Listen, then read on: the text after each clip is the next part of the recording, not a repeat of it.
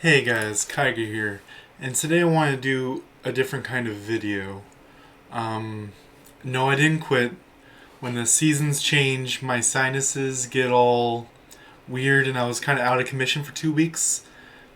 I've been thinking about what kind of videos to make, and a lot of what I wanted to do, certain builds and stuff, other content creators were doing at the same time, and I didn't want to jump on the same train, which is weird to say because today I want to talk about the health of the game, what's going on with people leaving, refunds, things like that. And I know most of the content creators that I know have already done a video like that, and I haven't watched their videos yet, which I will later to kind of see what their perspectives were. I just wanted to come to you with honest feelings, information that I know, and I didn't want to be relaying exactly what they said, things like that. First, let's talk about people leaving, right? I had a few people on my friends list leave. This to be expected to some extent. I remember when I played WoW and other games like this, whenever a new expansion or when the game itself came out, a lot of hype for a few months, weeks to months, depending on the person. They're just they get burnt out by in this game rushing their characters from 1 to 100 and doing that over and over and over again, up to 8 times, depending on the person. And they either decide this kind of game's not for them, the gameplay itself. They find something changes in the game. Their character isn't as good anymore, and they kind of say, f this, f that, and leave the game.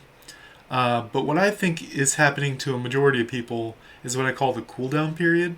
Like I said, they get burnt out, and then they need a break for a couple days, couple weeks, depending on the person. I think some more people are going to leave because of this cooldown stuff. But I also think when the next patch comes out, Magic comes out, things like that, we will see a surge of returning players and new players adding because maybe they like Magic from other games.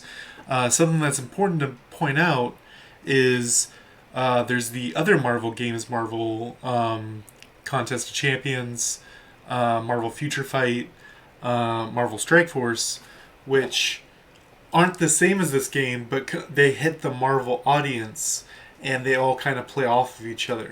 You play Marvel Future Fight, you get ads for this game, and you decide you want to try it out, right?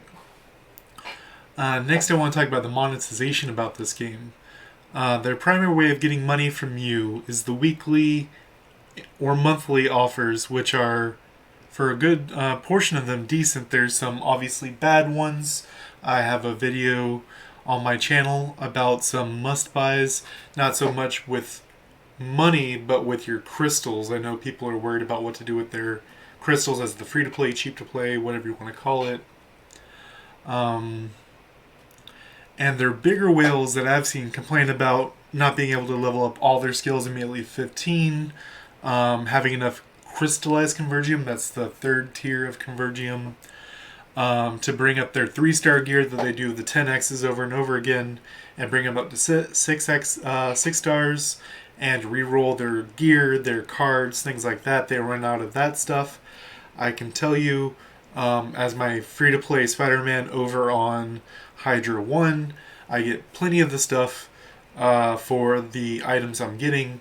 I'm opening like 5 1 to 3 star boxes.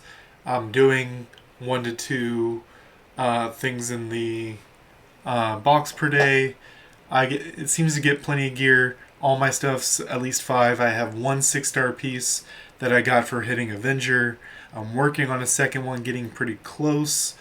They give you tickets for compensation all the time. Even just like, hey, we did a patch, here's compensation. Sure.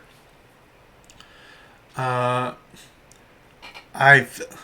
on. People talk about the spec tree, wanting to refund it. I don't really get that unless you just want to totally jump characters. But they kind of want you to have at least 3 characters, right? Because you get all the bonuses for doing the thing the second time, the third time, what have you.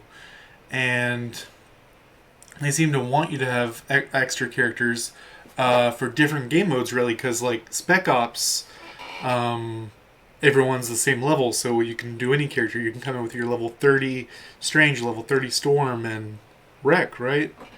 But I'd say my Spider-Man is about 780k.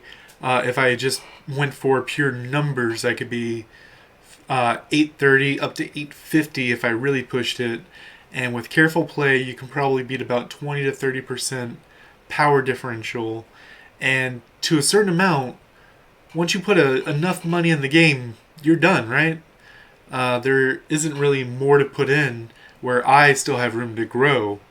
So while they're capped out with spending their X amount of money, once I catch up with them, then what, right? I'm not really losing too much in Dimension Duel, War, things like that. I think what skill plays a factor in this game, which can't be said for things like Marvel Strike Force, right? Sure, knowing who to target and things like that, but that comes down to chess moves, right? Knowing what the openers are, things like that.